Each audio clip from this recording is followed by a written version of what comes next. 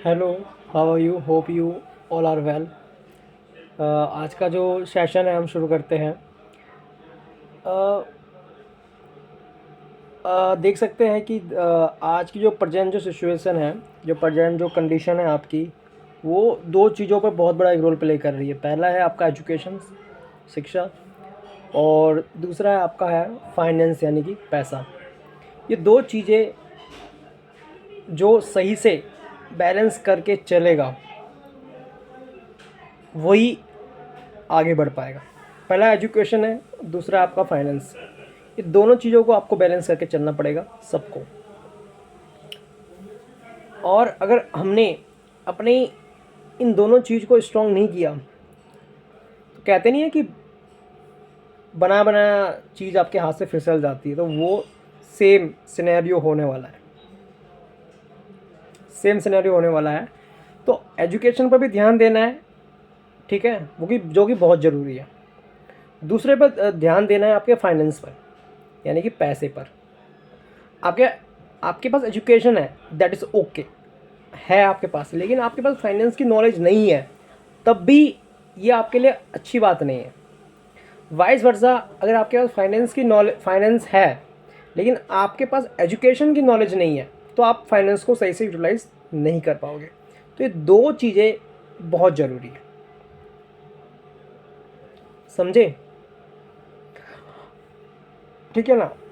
जैसे कि अभी हम रिसेंट की जो न्यूज़ है, अभी जो रिसेंट की जो न्यूज़ है, यूपी कांस्टेबल का जो आपने एग्ज़ाम देखा होगा, ठीक है ना, उसमें अगर आपने, पहली बात तो आप स्टूडेंट हो तो आप सभी को वो पेपर ज़रूर पढ़ना चाहिए, पहली बात, ठीक है ना, क्योंकि उसके अंदर बेसिक क्वेश्चन पूछे गए जो कि आपके नॉलेज को इम्प्रूव करेंगे। आपको पता लगेगा कि एग्ज़ाम का लेवल क्या है और हमें कितनी तैयारी करनी चाहिए। तो सबको वो पढ़ना चाहिए, चाहे आप कंपटीशन के फील्ड में हो या चाहे ना हो, आपको बेसिक चीज़ें पता होनी चाहिए। इसमें एक क्वेश्चन आया था कि अभी लक्षद्वीप में हमारे देश के प्रधानमंत्री जी गए थे, तो वहाँ से क्वेश्चन पिकअप हुआ था लक्षद्वीप का। थोड़ा बहुत बंदे ने लॉजिक लगाया होगा तो वो लक्षद्वीप उसने टिक किया होगा, क्योंकि करंट की न्यूज़ थी। चाहे उसने क्वेश्चन पढ़ा ना हो, लेकिन उसको आंसर पता होगा। आंसर में 4 ऑप्शन थे, लक्षद्वीप भी था, और लक्षद्वीप करंट का क्वेश्चन वहाँ से पूछा गया हमसे। समझ रहे हो? अभी आपने न्यूज़ देखी होगी कि अप्रॉक्सीमेट 40 to 50 lakhs बच्चों ने एग्ज़ाम दिया है यूपी कांस्टेबल का। अब इससे दो चीज़ें साफ़ होती है कि कंपटीशन ज़्यादा है, इससे आप मना नहीं कर सकते। दूसरी बात, कंपटीशन से डरना नहीं है, मज़ा आता है, कंपटीशन होना चाहिए, अच्छी बात है। 40 लाख 50 लाख, देखो दो चीज़ होती है। अगर आप ये सोच के बैठोगे कि जो कंपटीशन बहुत ज़्यादा है तो आप प्रिपरेशन नहीं कर पाओगे। बात समझ रहे हो? तो पहले अपना जो माइंड सेट है वो क्लियर हो, कोई कंपटीशन होगा, चाहे बच्चा 40 लाख आए, चाहे 50 लाख आए, चाहे चाहे 100 करोड़ क्यों ना आ जाए, डजेंट मैटर। जब कोई भी चीज़ आप चुनते हो ना, तो फिर मैटर नहीं करता कि कंपटीशन कितना है और कितना नहीं है। सीधी सी बात है। जब जब हम एक बार हम कसम खाते हैं, एक बार हम कमिटमेंट करते हैं, एक बार हमें गुस्सा जब आता है, आप देखोगे जब हम एंग्री हो जाते हैं तो मैटर ही नहीं करता आगे कोई भी क्यों ना हो। तो सेम वही है, सेम वही चीज़ है। तो मैटर नहीं करता कि कितना कंपटीशन नहीं है, ठीक है ना। इसमें क्या होता है कि अब इसमें क्या होगा कि जब आप एग्ज़ाम देने गए होंगे, एक तो बिफोर एग्ज़ाम स्ट्रेटेजी होती है, आफ्टर एग्ज़ाम स्ट्रेटेजी होती है।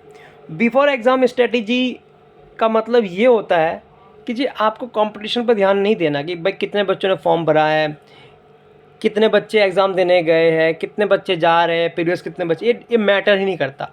आपको अपने कंटेंट पर ध्यान देना है कि आपने कितनी तैयारी करी है, आपको कितना पता है, आपको कितनी नॉलेज पता है, तभी आप एग्ज़ाम में अच्छा कर पाओगे।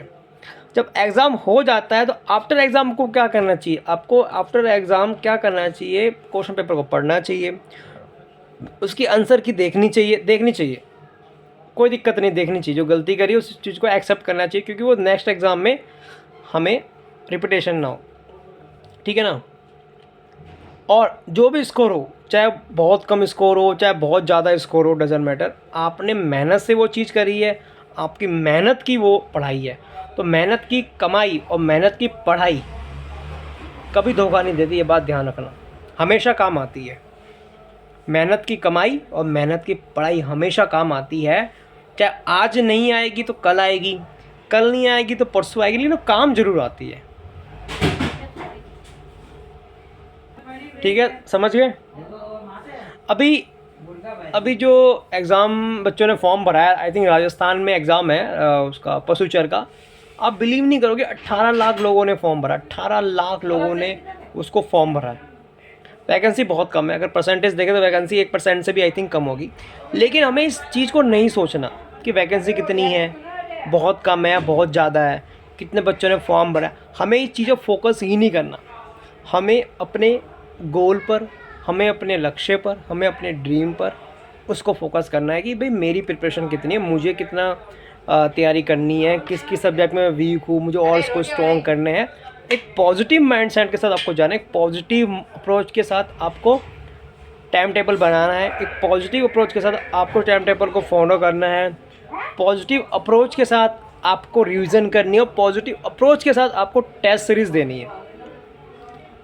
आपको लोग बहुत ही डराएंगे कि बच्चों 17 लाख बच्चों ने फॉर्म भर दिया, कट ऑफ तो इतनी हाई जाएगी, पेपर लीक हो जाएगा। इस बात का आपको बिल्कुल भी ध्यान नहीं रखना है। आपको सिर्फ और सिर्फ अपने पढ़ाई पर ध्यान रखना है, एजुकेशन पर ध्यान रखना है और माइंडसेट पर ध्यान रखना है। जितना माइंडसेट साफ होगा, क्लियर होगा, पॉजिटिव होगा, वही माइंडसेट आपको अपनी मंजिल तक ले जाएगा। तो hope you understand what I have said to you. ठीक है, समझना, कोशिश करना। कुछ भी डाउट हो तो कमेंट बॉक्स में आप क्वेश्चन पूछ सकते हो, ठीक है ना, क्योंकि पॉजिटिव चीज़ ही पॉजिटिव रिजल्ट आती है, नेगेटिव चीज़ कभी भी पॉजिटिव रिजल्ट नहीं ला सकती। पॉजिटिव रहिए, खुश रहिए, हेल्थी रहिए, अपने करियर पर फोकस करिए, पढ़ाई पर फोकस करिए। जय हिंद, जय भारत।